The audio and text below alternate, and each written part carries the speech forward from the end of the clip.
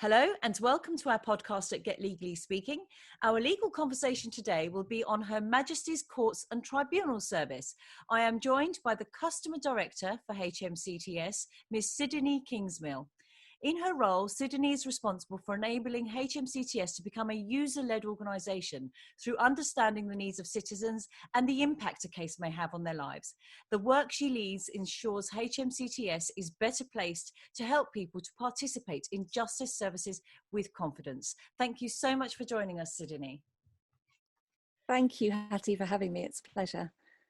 Excellent. So here we go. HMCTS, a huge part of our legal system, obviously for obvious reasons. So we're going to start from the top for our listeners, Sidonie, and we're going to explain what does HMCTS stand for and what does it do? Right. HMCTS, Her Majesty's Courts and Tribunals Service. I usually describe it as like a joint venture between judges and ministers, because both the ministers and the judges get to decide what we do. And our main job is to get everything ready so that judges can make decisions. And that can take lots of different forms. Sometimes that's about getting all the different people that need to be part of a case together in one place so that they can make representations and judges can ask them questions. Sometimes it's about creating the right forms so that different parties can give information so a judge can see what's going on in a case before a judge makes a decision. So it's all about getting everything that needs to be done ready to enable judges to make decisions. Excellent. And we're saying in a court or a tribunal situation. So in a court, it'll be judges. In tribunals, it'll be a panel of experts, legal experts sitting there. So sometimes, there's lots and lots of different tribunals. The biggest ones are the ones where people are appealing a decision made often by another part of government, but sometimes they're appealing a decision made by an employer. And sometimes those are tribunal judges, and sometimes those tribunal judges also have experts alongside them. So, for example, in a social security appeal, there might be a medical expert or a disability expert Yes. on the panel as well. Yes. Okay. Excellent. Okay. So let's talk about how HMCTS has been able to adapt the ways it would normally operate as a result of the COVID-19 crisis, because we are in the absolute thick of it. And, you know, I've been certainly reading reports that courts are operating at 20% capacity. And obviously this all happened overnight. So what's HMCTS doing? How are you guys all coping, really, to be honest? Well, like everybody, when coronavirus first started entering our lexicon, we started reading about what was happening and thinking about how we would need to work differently. And when the lockdown was announced, we had to move very fast to change how we worked. And probably literally overnight. The first part, we had 5 main bits to our strategy.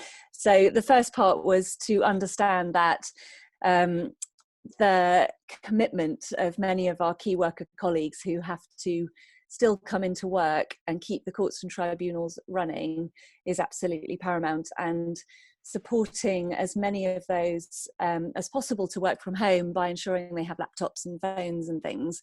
Yes. But also making sure that those who do have to come in are properly supported. So that was the first part of the strategy. The second part is making sure that our courts are safe and will allow for social distancing. So we had to put in place different rules for queuing and for security, different rules for where people sit, where people wait.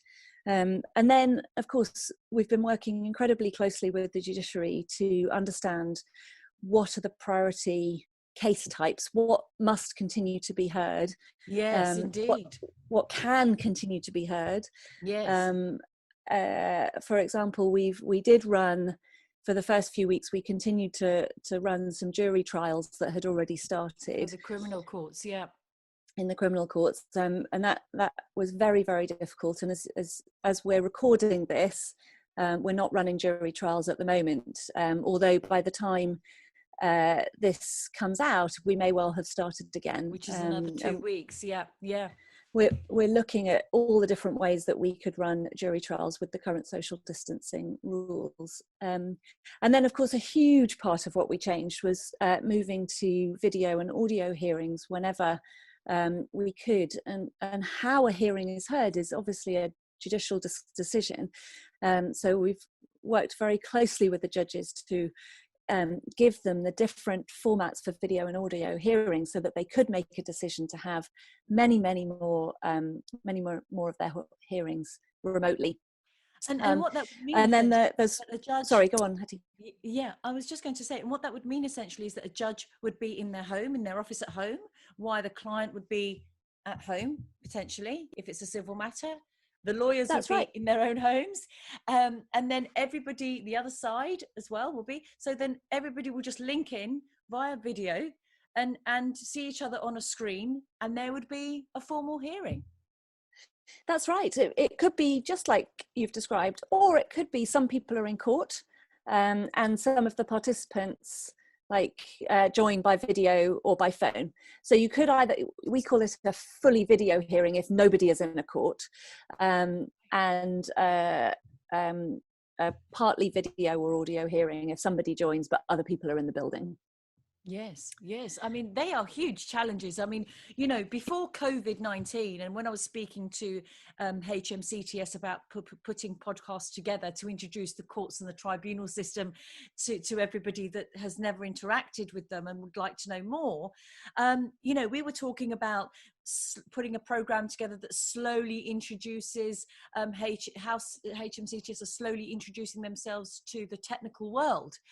And then overnight, you know, literally overnight, HMCTS has had no choice but to introduce itself into the technical world. And there must be huge challenges. And, you know, I know there's been lots of questions of people saying, well, will my hearing still go ahead? Or how will I be informed? Or how does it work if I don't really want to have a video hearing, and then, you know, potentially my family around me will be able to hear what's going on. You know, the dog might be jumping up on the sofa in the background, and the 2-year-old might be clinging, you know, at that time. So I have to say, everybody in every walk of life have probably had massive challenges, but I think we have to really, as somebody who's just been reading about HMCTS and how they're trying to cope under this unprecedented crisis, I have to take my hat off, because HMCTS literally took the leap that they're trying to do over the next few years, had to take that leap overnight and make it work. And I've been only hearing great things about the hearings that have been going on through the barristers that we work with,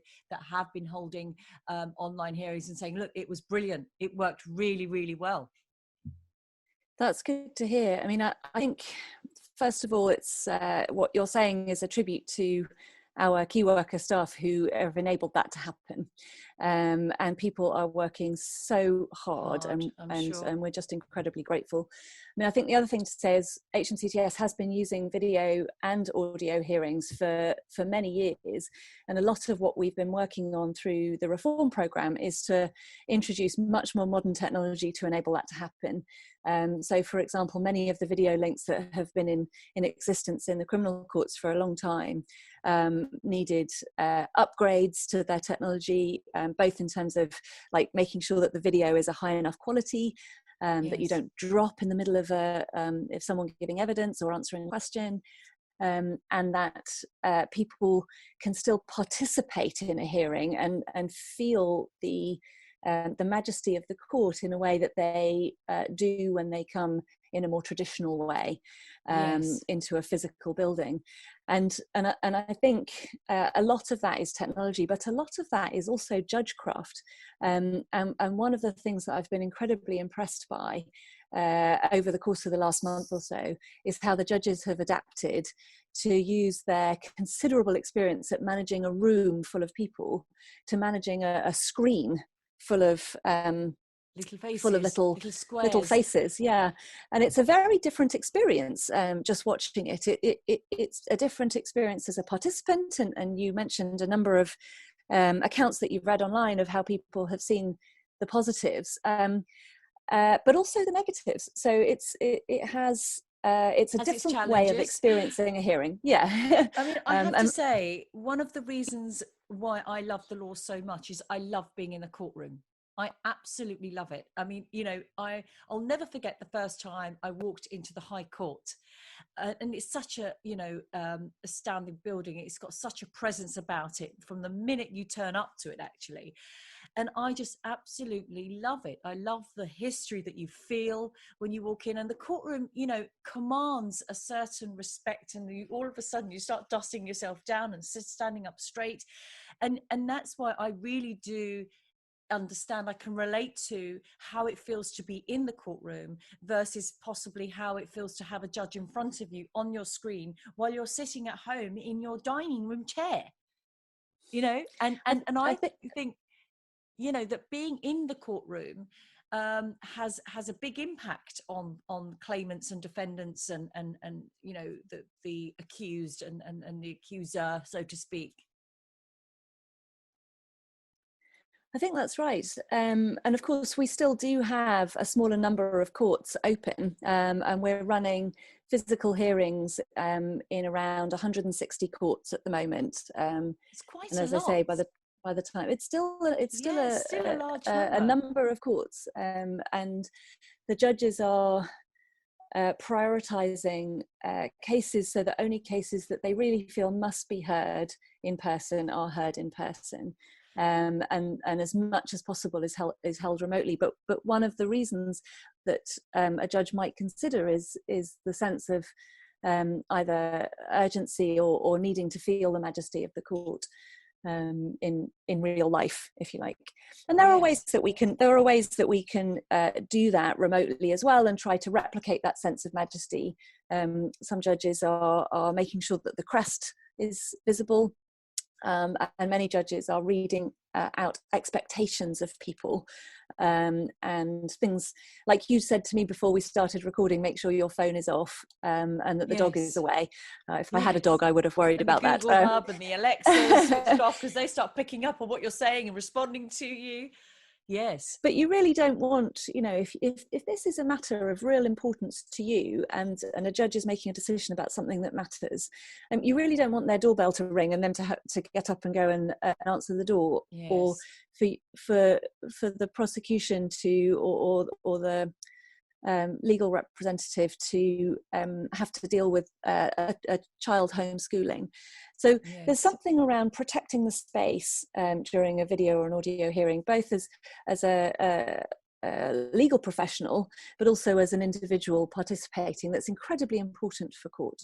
Indeed. No, indeed. And we touched on this just now in this answering this question, but what kind of cases are HMCTS trying to prioritise? I mean, are we talking about family cases? Are we talking about certain types of criminal cases, certain types of civil cases, certain applications? What's being prioritised? Do we know? Can we pinpoint that a little bit more, perhaps, do you think? Yeah, I mean, obviously, whether a case is heard in a court or remotely or in a tribunal is a matter for a judge to decide, and it's hard to take any sort of sweeping generalizations because there'll always be an exception to an individual case. But the kind of things in the criminal courts that might be considered a priority hearing would be anything related to custody or detention and bail, or for example, if there were urgent applications for things related to domestic abuse, violence, or terrorism, or a search warrant, for example. In the civil courts, there are some things that are also regarded as urgent, something about public health legislation, for example, at the current time, or anything related to young people or protected people. There's in the family cases, anything where I mean, we talked about domestic abuse in the criminal courts, but domestic abuse in the family courts where someone is still harassing, if someone's still being harassed. But the family courts are doing a huge amount remotely as well, to hear things that just cannot be delayed. So emergency protection orders, interim care orders, and so on and so forth. And a lot of the non-urgent stuff is able to be heard remotely as well. So we're not just doing urgent work. If we can do it remotely, we can also do some non-urgent work, Well, I have and to in say, tribunals as well. I had to call Bury St Edmunds Court twice last week, and I got through within a very reasonable amount of time. Actually, I felt like it was quicker than before COVID. And the information that I was asking the court for was to hand. The speaker that I was, the person I was speaking to was very helpful, very quick. And again, I just thought I'd take my hat off, because here we are in lockdown, and I can call the court and the telephone is answered within a reasonable amount of time. The information I'm seeking on behalf of our client is there. It's been given to me. It was efficient, so yeah, I mean, I still think it's incredible that the courts are being able, under these times, to deliver the way they're delivering, even the percentage of work that's being delivered. And you just reeled off such a large number and an area of work that the courts are trying to prioritise and trying to see through. And I think that's just a testament to our legal system, really. And as you mentioned earlier, to the people that are working really, really hard to keep this going, because it would have been very easy for everyone to say, right, shutdown is shutdown. No one's going to be going that extra mile, doing an extraordinarily more amount of work, because it's more work than what your day job is, to get this in place and to make it work, isn't it? So I think that's right. There's one of the most amazing things about working for HMCTS is the dedication of the people and the commitment to the purpose that justice matters. It really does matter that giving individuals, particularly those who are vulnerable or who are in a very difficult stage of their life, giving them access to resolution to their problem is a really important thing in the world, and it's worth getting up for, and it's worth going to work for, and going through things that are even harder today during the coronavirus crisis than they are, but are hard anyway. So I think our key worker staff are absolute heroes, and we clap for them every Thursday alongside the NHS and the care worker staff. Yes. Okay, so our last question, Sidonie, let's tell our listeners, where can they get further information on the services on HMCTS?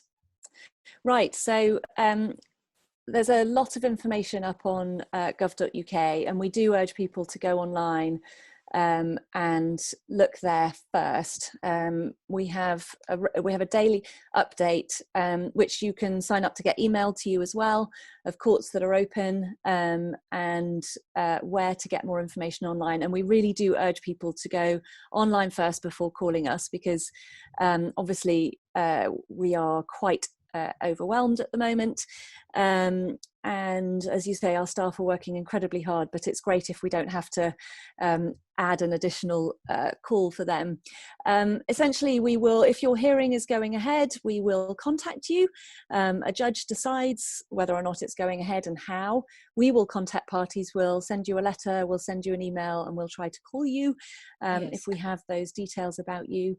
But you can check whether your court is open. You check what's happening with your type of case. So we're also publishing the cases that we're progressing with. If you've been summoned to be a juror and you haven't been contacted yet, you should assume you have to go, but you should stay in contact online, make sure that we have the right details for you, return your jury summons form. You can also do that online, by the way. A lot of our services you can do online now. I mean, one of the bits of advice that we're saying is do not travel to a court or tribunal building unless we have contacted you and told you to do so. And then, of course, if you are either vulnerable or disadvantaged in some way, you can ask for the support that you need. So if you think you can't attend a hearing remotely and we've asked you to do so, you can tell us. We will make reasonable adjustments depending on your needs, and we will do our best to find our way around the current crisis and find a way to make it possible for you to attend your hearing either in person or remotely. Perfect. Sidonie, thank you so much for joining me today. What a great podcast. What an informative podcast and the first part one insight into HMCTS. So It's been thank a you once again. pleasure. Thank you. So I'll say Thank to our you. listeners, don't forget to click and subscribe to our podcast, and you can find us on Twitter, Facebook and LinkedIn by searching Get Legally Speaking. Also visit our website at getlegallyspeaking.com. Thank you very much for listening.